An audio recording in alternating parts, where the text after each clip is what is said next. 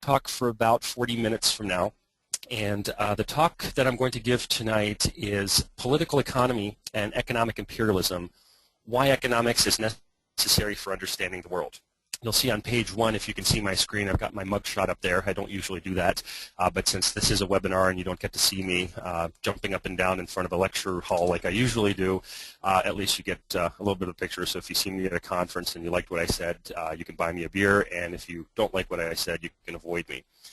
So I'm going to make the claim tonight, intentionally a little bit bold and a little bit broad, but that's to get your attention, that economics is necessary for understanding the world. And it's also necessary for being an aware citizen, an aware consumer of ideas. And in a much broader sense, I want to make the claim that if you want to change the world, if you want to understand the world, you need to have some basic understanding of economics. So economics is not going to be sufficient, but definitely necessary. And of course, there will be applications. I don't have time tonight to go in great detail, but my applications tonight are mostly going to be on the world of politics, but also a little bit on sociology, law, economic development, etc.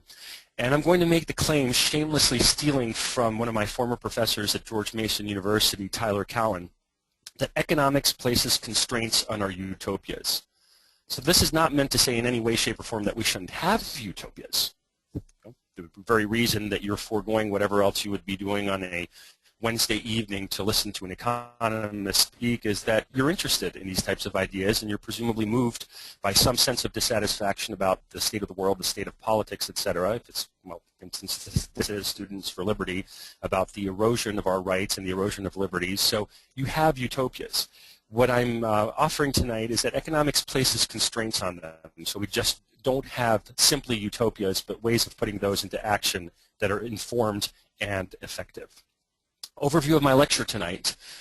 For those of you who are have read a little bit in economics, I'm basically going to talk about two principal schools of thought.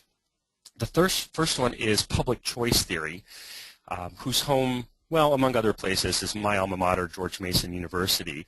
Public choice theory is basically an economic analysis of government, as opposed to private choice, which is the bread and butter of economics. So that's your choice. If you've got $10, are you going to spend it on a movie ticket or on a new CD? Those are the types of private choices that you would have to make. We're talking here about public choice, so economic analysis of government. The second school that I'm going to discuss is the so-called Austrian School of Economics. I once had somebody who was puzzled and looked at me and asked me what Australia had to do with economics, but this is the Austrian School of Economics. I'll explain why it's called the Austrian School, although I suspect that a good number of folks in the audience will already know. And I do want to warn you that I am going to be drawing fast and loose from these two schools for my own synthetic purposes tonight, that is economic imperialism and the marginal contribution of economics to understanding the world. You could have a full lecture on public choice theory, you could have a full class on public choice theory, and likewise with Austrian economics, and still not exhaust the ideas.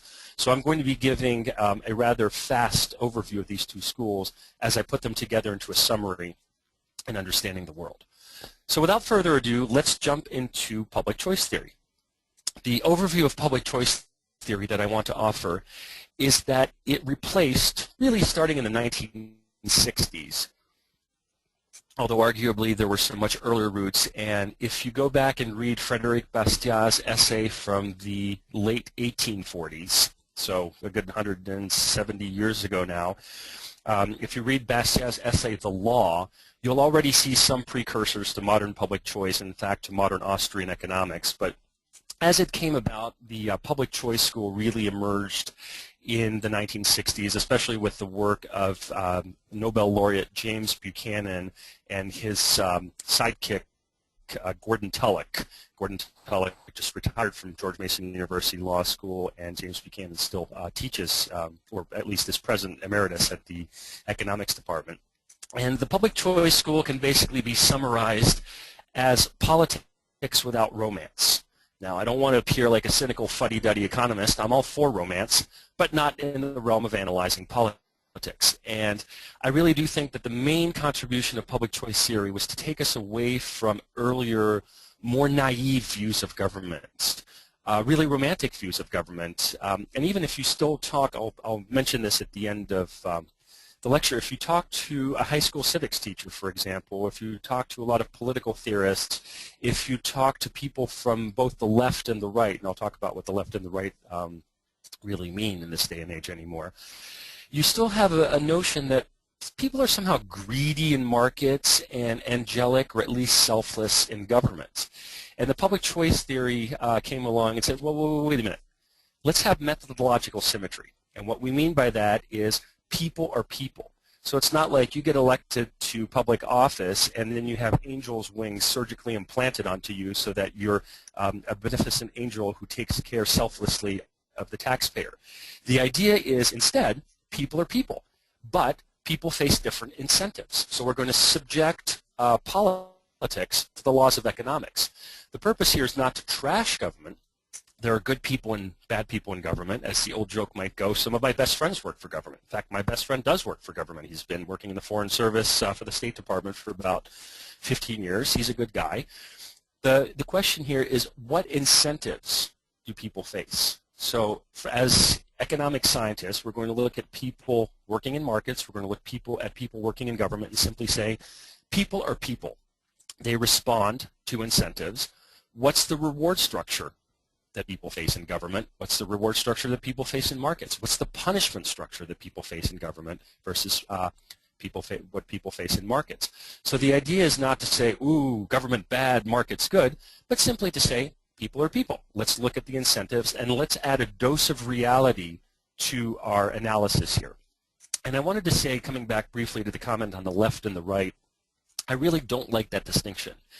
It's really historically arbitrary. If you go back to the French Revolution, those on the so-called right were those who sat, well, to the right of the parliamentary chamber, indicating that they were in favor of continued monarchy. Those who sat on the left were in favor of a republican system of government.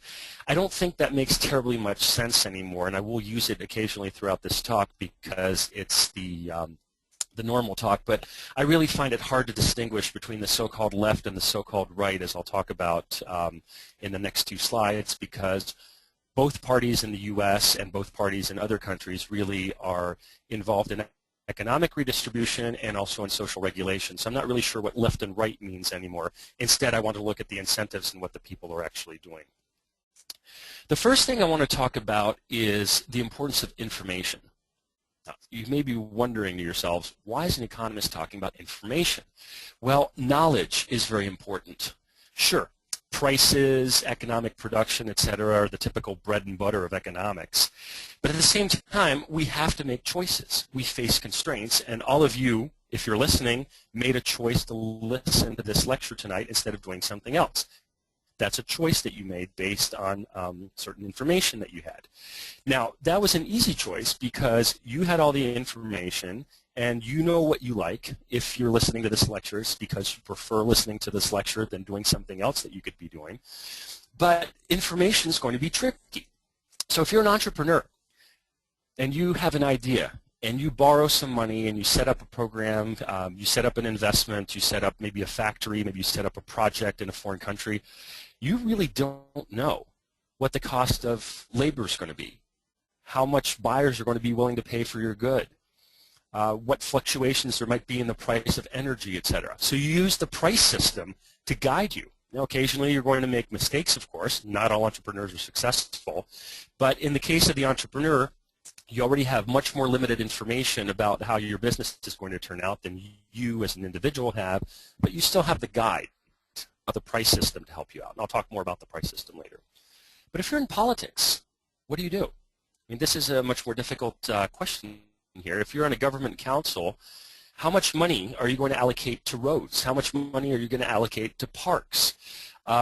If you're building a highway, do you want to build a highway with fewer exits that's going to be more efficient once you're on the highway but more difficult to get onto? Or are you going to build a highway with more exits, or maybe just a regular street that's going to be less efficient because you'll have stoplights, but it's going to be easier to get onto?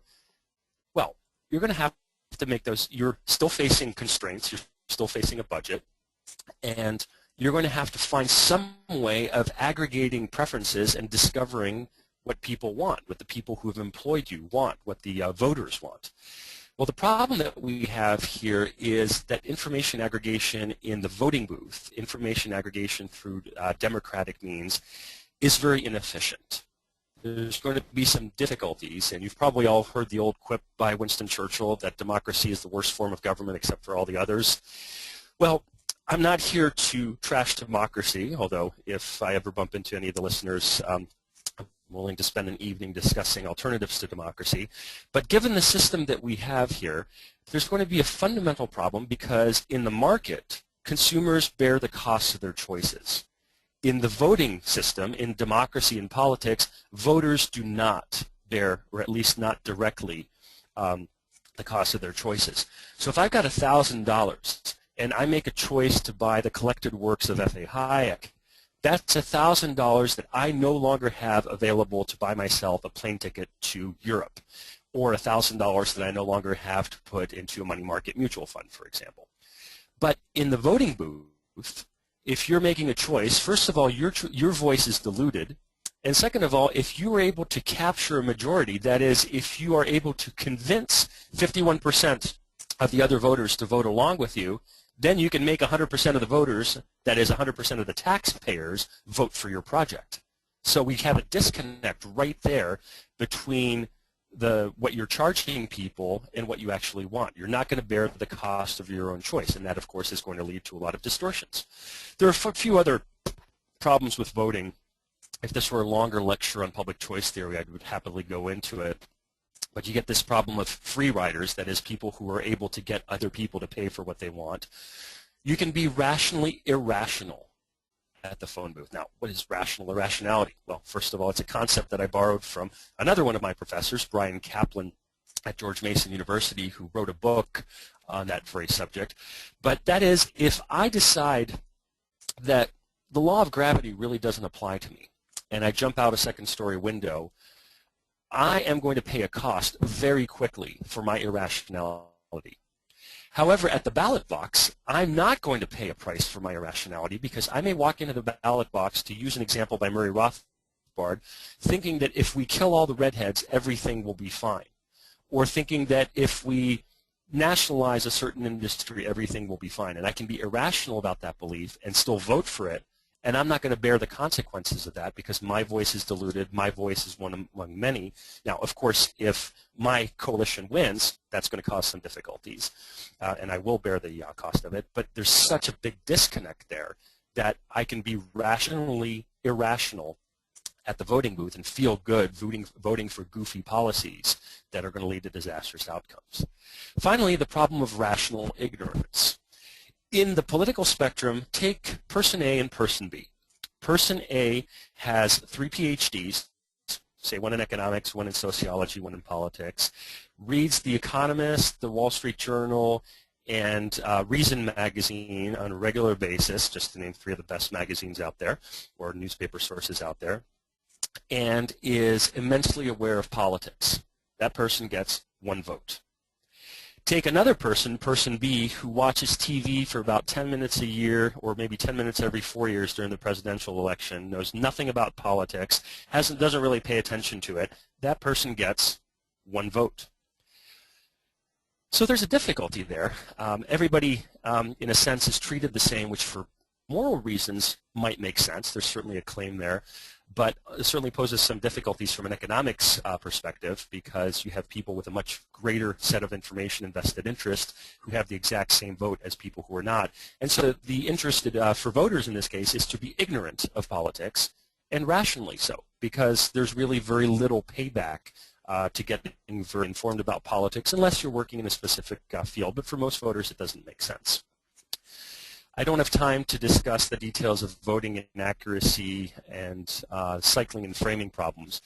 But the problem, again, because consumers bear the cost of choice and voters don't, because of those problems I've outlined, voting is going to be a very inaccurate mechanism for aggregating preferences. And framing is going to end up being a very important question in terms of how votes are framed, how choices are framed. And basically, the bottom line is that voting is going to be a very inaccurate method. The next point I want to talk about, again on information, is the feedback mechanism. there's a big inefficiency in politics because in government there's no competition and there's no market signal. If I'm an entrepreneur and I waste resources in a world of scarcity, I'm going to be punished by the market. The market's going to throw me in the timeout box and say, bad entrepreneur, you're wasting resources in a world of scarcity.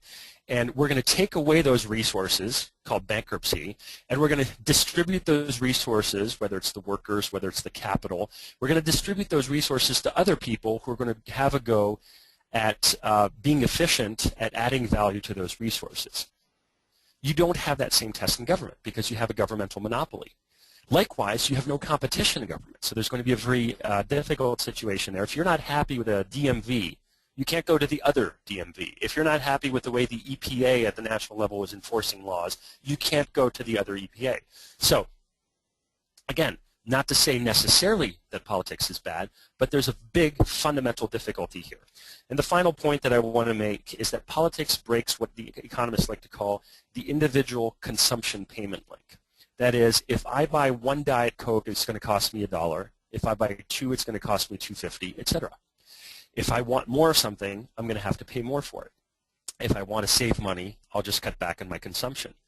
Well, in politics, we don't have that. So you can have people who pay a lot and get very little. So maybe somebody with a house who's valuable but doesn't have children, so is paying into that person is paying into the public school system but is not getting the benefits even though that person is paying a lot. And conversely, you can have people who pay very little and get a lot of benefits. So one example of that is agribusiness and agriculture in the U.S., which receives huge amounts of corporate welfare, much more than those segments of the economy are paying into it. Now, the statistics change all the time, but the latest I've seen is that for income taxes today in the U.S., the top 10% pays as much as the bottom 90%, and the top 1% pays as much as the bottom 95%. So those statistics may be a bit off, but that's still an indication there that for a vast swath of taxpayers, public money is going to be subsidized because essentially you're able to pass off the cost to somebody else who's paying more in taxes. The next point I want to make on public choice theory is rent-seeking and special interests. Again, if you get a chance, go back to Frederick Bastiat's essay, The Law. He already talks about this. So unfortunately, folks, there's nothing new under the sun. This was already taking place in 1840s France. Rent-seeking is simply a polite way of saying using the government to gain wealth. That is, instead of earning it, instead of creating wealth, instead of creating value, you use the political process to obtain a privilege. So examples of those privileges include things like next time you're at an airport, you'll notice that there's a taxi monopoly, and you'll hear announcements and see signs indicating that it is illegal to take a taxi from a company that's not authorized. Well, maybe it's for your protection, but it also sure seems like a nice way for the companies that are able to get the taxi monopoly to be able to keep the supply down and then thus the price up. Trade barriers are another example of that. You may not know, gentle listeners, that all of you are paying about $12 a year into the pockets of the U.S. sugar lobby because U.S. sugar is not produced at comparative advantage. The U.S. Sugar producers cannot compete on the international market, so they obtained a privilege from the U.S. government that puts a tax on foreign sugar. So all of you are paying about $12 a year, and most of you probably didn't even know it, and I'm sorry to ruin your day. Agricultural subsidies are like this also. There was the Institute for Justice in Arlington, Virginia recently mentioned that there's a new city ordinance in El Paso, Texas, making it illegal to have a taco stand or a taco truck within 1,000 feet from a restaurant. Now think about what that really means within a concentrated city, what that's going to do for the business. And then a final example, in the state of Virginia, it is legal, you are allowed to teach yoga without a license. But you're not allowed to teach people how to teach yoga without a license. Go figure. I guess there have been a lot of yoga accidents, and the state figured it had to regulate that.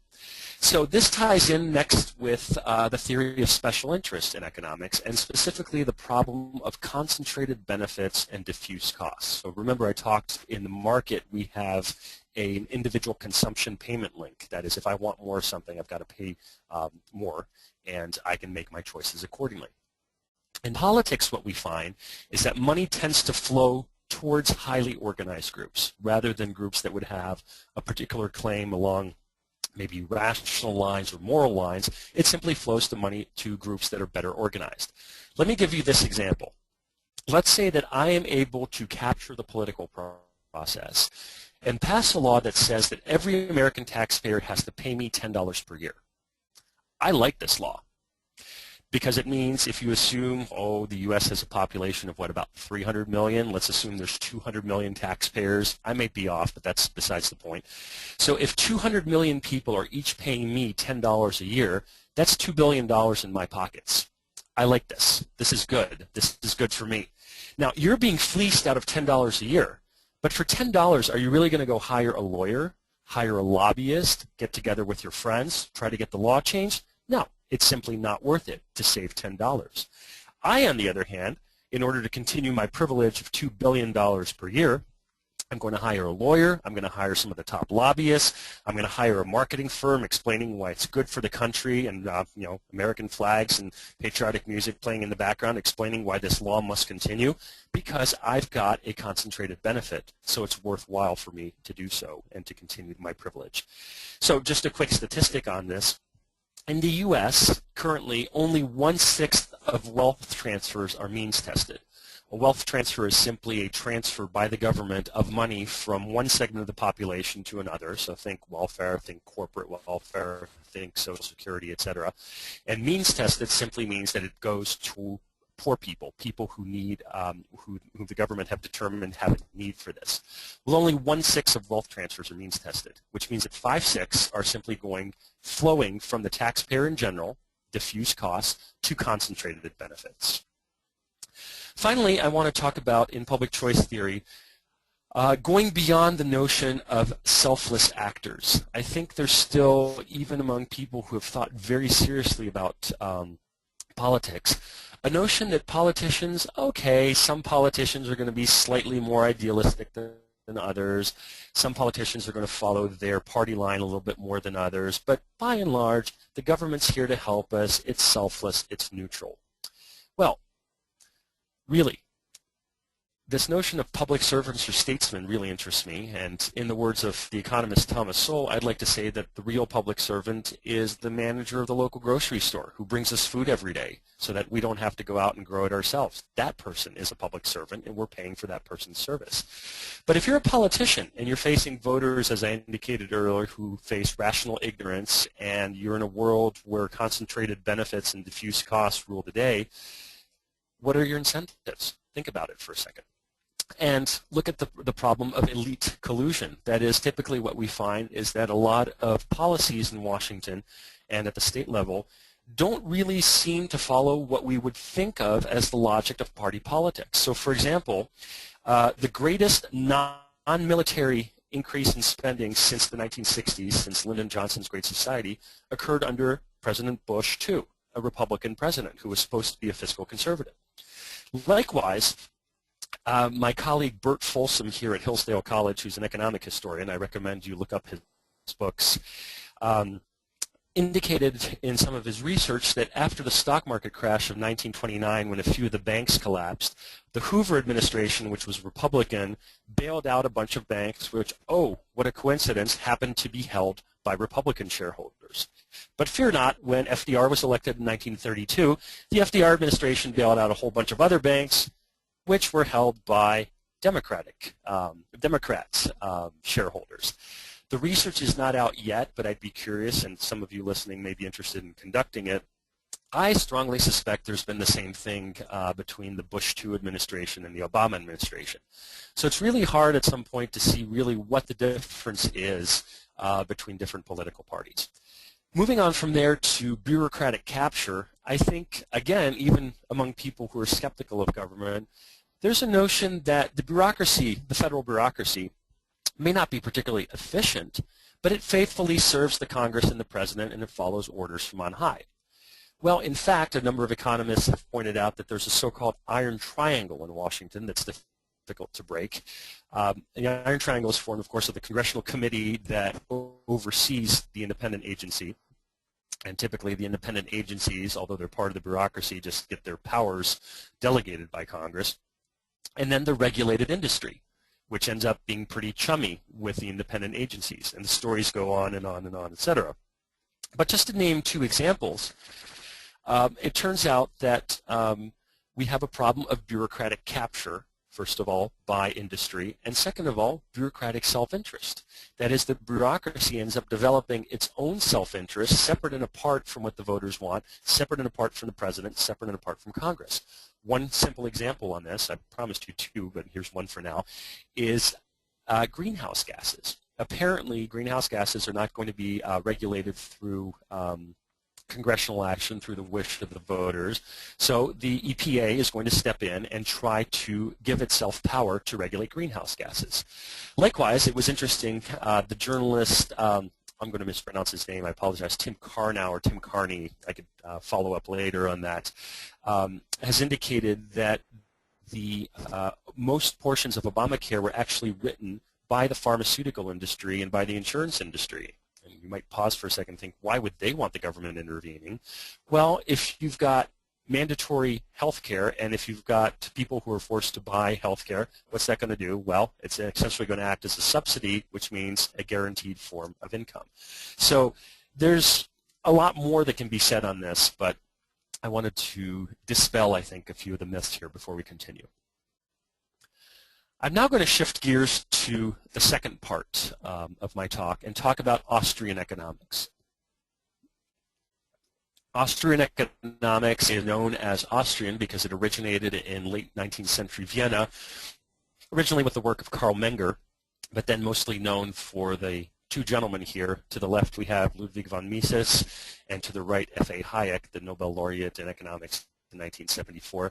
And as a shout out to my alma mater, I put George Mason University on there because George Mason University has become the home of Austrian economics in the U.S. A good number of great Austrians, from Peter Boettke to Larry White to Dick Wagner and Peter Leeson and other professors that I encourage you to look up. And Austrian business cycle theory is known mainly, Austrian economics known mainly for its business cycle theory, which I won't discuss tonight, aside from the sidebar note that the government's fingerprints are all over the current crisis, but that's a subject for a separate talk. But mostly I want to talk about the importance of limited knowledge. I talked about knowledge earlier and information aggregation, but this is the big contribution here of Austrian economics. The knowledge problem. Individual knowledge is limited. Think about what you know. Think about what you really know. So you know a lot about yourselves. You know a lot about your preferences. You know a fair amount about your friends, your loved one, your loved ones, your family. But then after that, things start getting a little bit difficult. So for example, could you think, even on a relatively small scale, what if high school guidance counselors or college admissions officers determined a major for everybody based on their grades and based on national needs? That'd be a disaster. So you've always wanted to study literature, but you were pretty good at math, and the country needs engineers, so you're going to be an engineer. Well, that's not a good way of allocating human resources. That's not a good way of people making choices freely and independently for their lives. And parenthetically, this is what the Soviets did, and we all see how that worked out. But individual knowledge is limited. We know about ourselves, but we don't know that much about the world. We're going to have to make guesses. We're going to have to try to figure out, if you're an entrepreneur, where do you think the price of raw materials is going to be? What do you think people are going to be able to pay for the product that you're producing? And added to that, as if it weren't enough that our individual knowledge about the world is limited, our knowledge of other people is limited, our knowledge of potential consequences of policy is limited, much of what we know we can't articulate. This is called tacit knowledge. So just as an example, imagine you've got a little brother or sister or a friend who's about to go off to college. Try explaining to that person over the phone how to tie a bow tie or how to tie shoes. It's pretty much impossible to do over the phone, and this is something that you know, but it's really hard to explain. Continuing with the example, how would you explain to somebody how to work a room or ask somebody out on a date? Or basically, all the things that we just simply know intuitively, but can't necessarily articulate. And then finally, I want to talk about the limits of reason. So along these lines, most people have a pretty developed moral code. So even whether the person is a friend of liberty or not a friend of liberty, there's just a sense that there's certain things you don't do. You don't run around killing people. You don't run around destroying people's property. You don't run around taking people's property unless you can do so through a legislative majority, in which case it's called political action. But if you ask most people about their moral code, I would bet you that you're not going to get somebody pause for a second and say, well, I used to be a utilitarian after reading Mill, but now that I've read Immanuel Kant. No, most people just have a gut feeling of, you know, it ain't right. I can't really articulate why it's right or wrong, but that's just my gut feeling. Well, that's a form of tacit knowledge. We can't really articulate it. We don't necessarily have a logical explanation for things, but it's something that we feel because we've learned it. It's part of our tacit knowledge. As to the limits of reason, Exhibit A is 1789, the French Revolution. Exhibit B is 1917, the Soviet Revolution, where social engineers tried to reconstruct society entirely with disastrous results and a very high human cost. So, what are the consequences of this? Well, the good side of things is if we realize that we've got a knowledge problem, we can rely on formal institutions to help guide us. One example of this is the price mechanism. So if you're an entrepreneur, the price mechanism will tell you if you're doing a good job of allocating resources, if you're adding value to inputs, where the world is moving, what decisions you have to make. Likewise, the law gives us information. So Hayek talks about this a lot in his Constitution of Liberty 1960 and his 1973, 76, 79 trilogy, Law, Legislation, and Liberty. The law gives us information about how we're supposed to treat other people, how we're supposed to respect their spheres, the interactions between people. These are all examples of formal institutions that provide knowledge to us. I recommend to you the short essay by Leonard Reed, I, Pencil. I have a sneaking suspicion that many in this audience will already have read it. If you haven't read it, it's 10 minutes of reading that will change your life. And it's basically the autobiography of a pencil, indicating that a pencil is actually rather complex because it's got inputs from half a dozen different countries, and it's put together directly by tens and hundreds of people, and indirectly by thousands of supporting people who have never met each other. And why do they cooperate? Because of the price mechanism, which offers an incentive and offers information. But beyond formal institutions, we also get information from informal institutions: culture, customs, religion, families. All these ideas that we pick up, part of our moral code that we can't necessarily articulate, these are all forms of knowledge. And the bottom line is that there's a very limited capacity for social engineering. So the Soviet Empire imploded because it was immoral and because of the human cost, but mostly it imploded for a reason that the economist Ludwig von Mises had pointed out in the 1930s. It could not sustain itself because prices were not there to give information so that people could allocate scarce resources among competing wants. I have two pictures down here. The one on the left is an old Braniff Airways picture of New York City, and I have this because there's a saying, New York gets fed. You have 8 million people a day, nobody's in charge, and yet the market somehow takes care of feeding those 8 million people. Is it perfect? Not by any stretch of the imagination, but it's pretty amazing and certainly better than if one person were to try to be in charge and take care of all that. As to the drink on the right, that's a Manhattan. I leave that for you for your consideration. Maybe after this talk you're going to need one. Spontaneous order. Spontaneous order is the next point of Austrian economics that I want to discuss. And spontaneous order can simply be described as the result of human action, but not of human design. That's a phrase that F.A. Hayek himself borrowed from the, I might get the century wrong, but I'm pretty sure it's 17th century social theorist Adam Ferguson.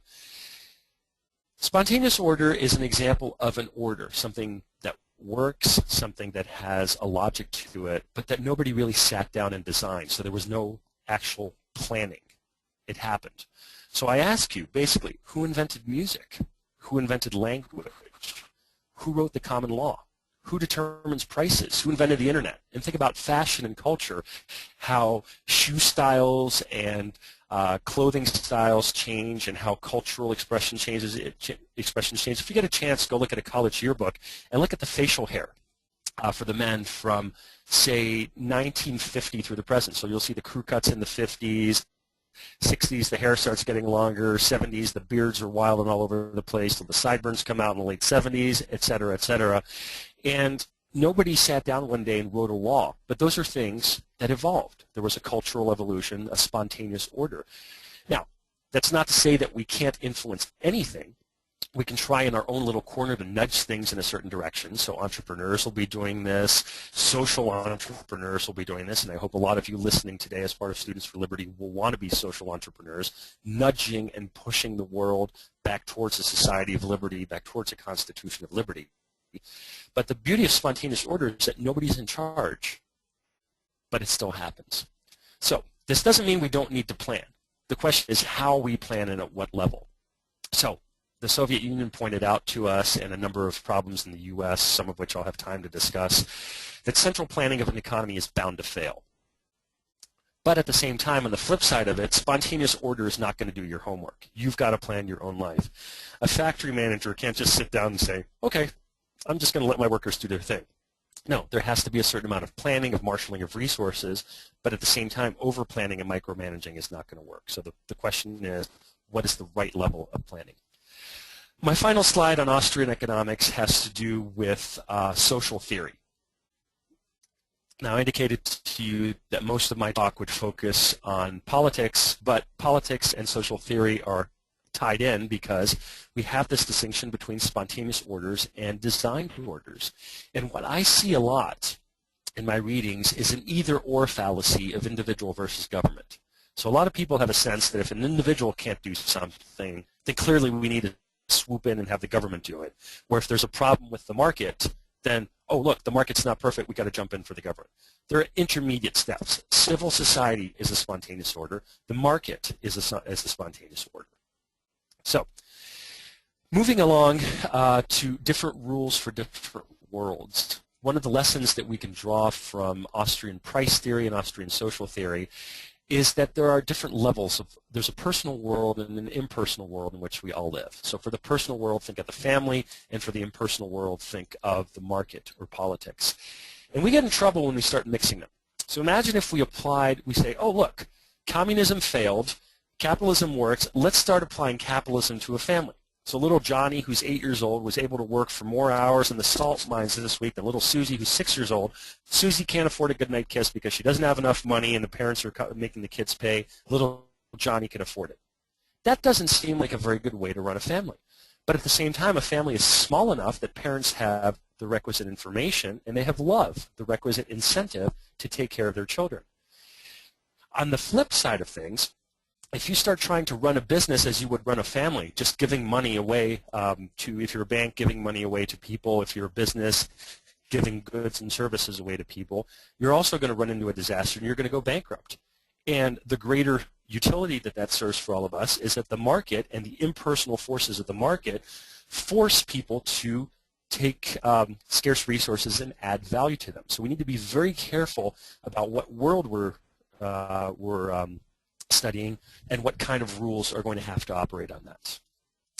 So as I put this all together, I'm going to wrap up my talk in the next 5 minutes or so.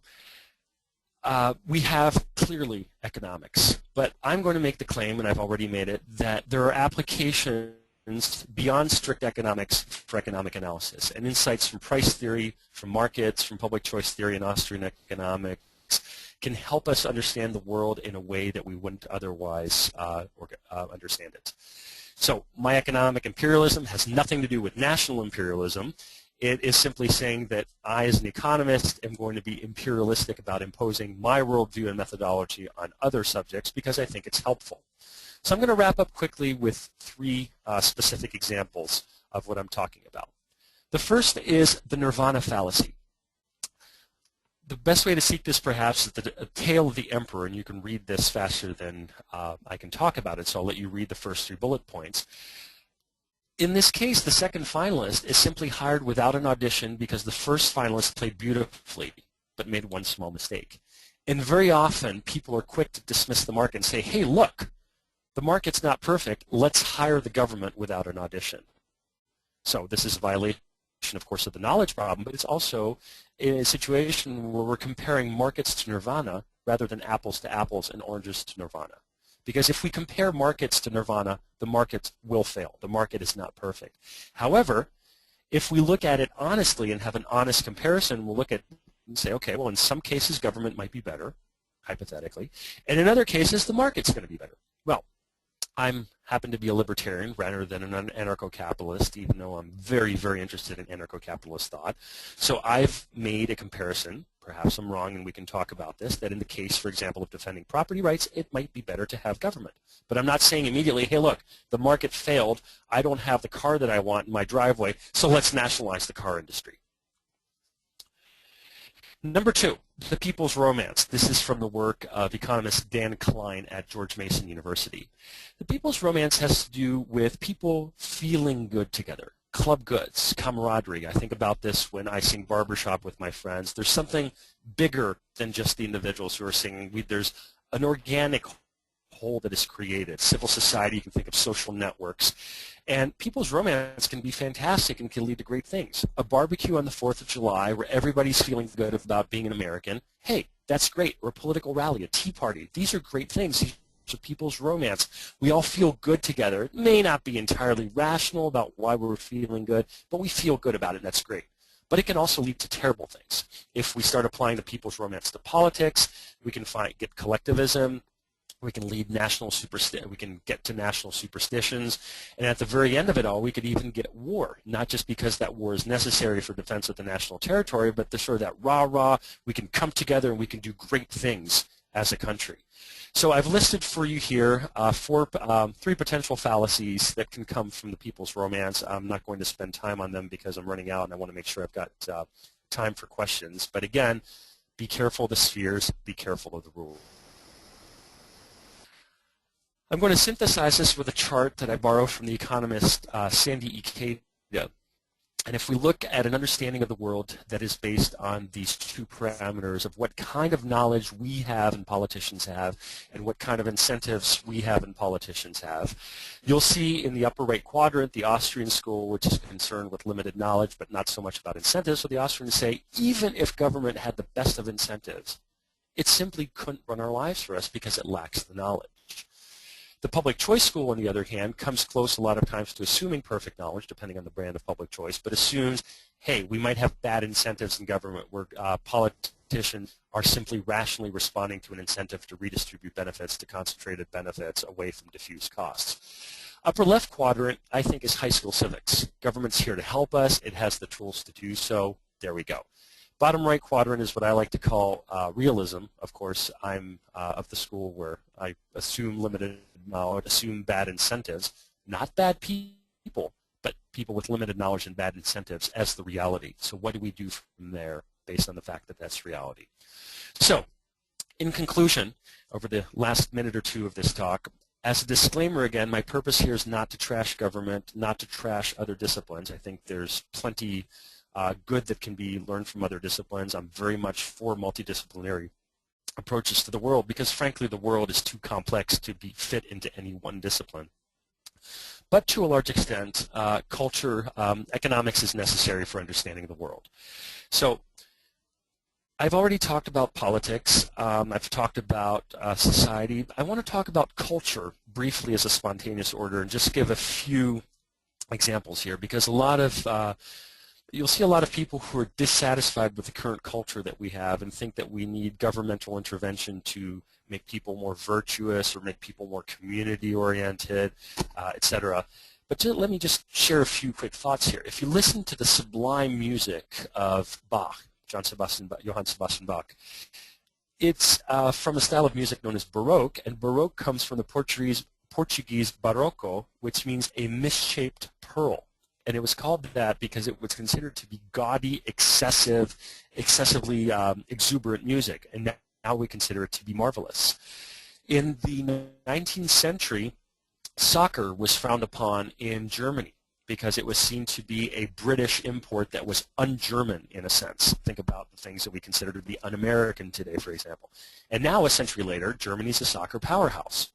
Finally, if we look at rock and roll, 1950s and early 60s rock and roll, which seems pretty benign and tame by our standards today, Frank Sinatra once said that, quote, rock and roll is the most brutal, ugly, desperate, vicious form of expression it has been my misfortune to hear. wow, if you look at how tame and how nice and pleasant early rock and roll sounds today, it's a little bit surprising, but culture has evolved. There was a big scandal in the 1950s when Elvis Presley started singing White Christmas. It was banned on many radio stations because it was deemed offensive to have Elvis the Pelvis singing a religious song. So it's interesting to see how standards change, how culture changes, and how our perceptions of what is good and what is beautiful changes over time. But if we don't use those tools of economics of a spontaneous order of the world, or the world as a dynamic process, we might be fooled into thinking that whatever we have today is the end-all and be-all and have a myopic, static view of the world. So I'm going to close by saying that economics constrains our utopias. I would say economics is a bit like the dream of flying, but economics is gravity. Don't lose the dream. If you want to see a freer society, if you want to work towards a freer society, if you want to change the political system to go back towards the Constitution, have our rights respected, those are great things. Those are beautiful dreams. Those are things towards which we can all aspire. But ignoring economics is like ignoring gravity when trying to fly. So the constraints should not thwart our dreams, but at the same time, just because we know the constraints doesn't mean we should abandon the dreams. In sum, I'd like to say I'm cheap. I travel a fair amount. Please consider inviting me to your campus, especially if it's someplace sunny. I like to escape from the Michigan winters. If I can work it out, I will give a guest lecture on your campus for free or for cheap. If you liked what I had to say, and if you don't like what I had to say, you can complain to the folks from Students for Liberty. Just kidding. It's been a pleasure. Thank you very much. I am now happy to take questions for about 10 or 15 minutes. All right. Thanks a lot, Nikolai. The first question comes from Michael. It says, "Hi, Nikolai. Thank you for the talk. My question is about public goods, those things which are both non-rival and non-excludable, and one economic theory claims must be provided by the government, such as national defense. Are there any public goods that you think should not be provided by the government?" That's a difficult question, and I certainly won't be the first to talk about this. I would point Michael to Murray Rothbard on this because there's a vast literature that's already been written. My answer, which may be a bit of a cop-out, is going to be simply that I'm suspicious of the definition of public goods. And I think that a lot of times public goods end up being an excuse for having other people pay for what you want. So if there's an under-provision, well, the people have spoken, markets have spoken. Not necessarily in all cases, but it seems to me that a lot of times public goods are a cop-out, so I'm very suspicious about that. Awesome, thanks. Any shout out to Murray Rothbard is something that makes me happy. The next question comes from Stuart. It says, "We've established that those organized benefit the most regardless of equality or necessity. Is it responsible then to give the organized and powerful control of the market when we know that they'll probably use it for their own benefit?" I certainly hope they use it for their own benefit, except if we have an actual free market, the market will act as a disciplinary force. The market will act as a disciplinary force to keep people serving the consumer. If you look at some of the literature on monopolies, really the only monopolies that survive are the monopolies that survive because they're backed up by the government. Other monopolies get lazy, they don't innovate, their costs get too high, they're not responsive to consumer needs, so they end up getting punished by the market. The market's a dynamic process, so if I may rephrase the question a bit, I don't think it's a question of giving power. People can acquire market power, but the market is a constantly dynamic process, and it's a very hard, unforgiving disciplinary process that will punish people who don't serve consumers. Is it perfect? Absolutely not, but it's a pretty darn good system. So I think they're the difficulty with the parallel is that in government we have a frozen, static, coercive system. In the market, if there's a temporary disruption, if there's a temporary monopoly, if there's a temporary concentration of power, if that's not backed up by the government and if there is indeed a free market, the market will correct and punish those who don't serve the consumer by adding value. Okay. The next question comes from Kelly O'Keefe. "It seems the people who want to use government to change culture know very well that culture spontaneously evolves. They just don't like the way it is evolving. Elvis the Pelvis has become Lady Gaga. What do you have to say about that?" Well, that's That's entirely correct. The great Frederic Bastiat wrote that the state is the great fiction through which everybody tries to live at the expense of everybody else. Hayek, Mises, the other Austrians, economists certainly are not going to look at the world and say, oh, I don't like the world, but there's nothing I can do about it, so I'm just going to go home. No, we look at the world and we say, I don't like this. I'm going to try to persuade you. I'm going to try to convince you. I'm going to educate myself. I'm going to educate other people, and I'm going to try to nudge culture in a direction, given my limited knowledge, that I think is better. But I'm certainly not going to force you at the barrel of a gun to live the kind of way that I want to live. That's a great question. And today we look at Lady Gaga, and I'm certainly horrified by Lady Gaga, but at the same time, a lot of people were horrified back in the 1950s by rock and roll, which seemed absolutely atrocious at the time, and now we look back at it and it's pretty benign. Okay, Ben asks if you can elaborate a little further on what you mean by economic imperialism. What I mean by economic imperialism? This is a phrase that I borrowed. You notice I borrowed a lot. I'm standing on the shoulders of giants here. I borrowed that phrase from Gary Becker. What I mean by economic imperialism is simply using the tools of economics in other disciplines. So traditionally, each discipline lives in its own little corner of the world. We use the tools of economics for economics. In politics, you have your own tools. In sociology, you have your own tools. What I mean by imperialism is somewhat facetiously, but I think it's still accurate. I'm going to take the tools of economics and I'm going to stop looking just at economics, just at prices, just at markets. I'm going to take the tools of economics and I'm going to look at other things that can be analyzed through the tools of economics. So academia is a very jealous profession. There's a jargon that's developed. You need a union card called a PhD to be able to participate in whatever profession you're entering. And economists are blithely going forward and saying, hey, yeah, I don't have a PhD in sociology. I don't have a PhD in politics. I don't have a PhD in music. But I've got insights from price theory. I've got insights from spontaneous order. I've got insights from public choice. Let me shed some light on what you're doing. All right, well, that wraps up all the questions for the evening. Thank you so much, Nikolai, and all of our participants this evening. I hope you can all come back next week when we'll be talking to Chad Wilcox from IHS, everything you need to know about applying to anything. You can apply at studentsforliberty.org. Thank you, Nikolai. Do you have any final comments, questions for us, I guess?